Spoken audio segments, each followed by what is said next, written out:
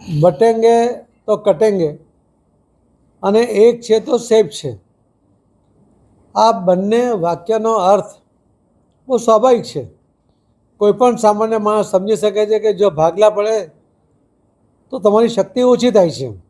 એટલા જ માટે મોદી સાહેબે કહ્યું હતું કે એક છો તો સેફ છો, અને એ વાત સૌના ગળે ઉતરી છે. આ વખતે ન કોઈ બટા ઉશ્કેલીએ ન કોઈ કટા, એ વાત પણ સાબિત થઈ છે.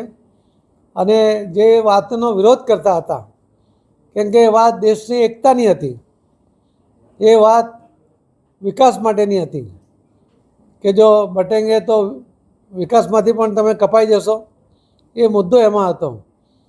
અને એ સ્વાભાવિકપણે લોકોએ આ બંને મુદ્દાને સ્વીકાર્યા, અને એના કારણે એમણે મોદી સાહેબના નેતૃત્વમાં ફરી ખૂબ મોટું મતદાન કરીને જીત અપાવી છે.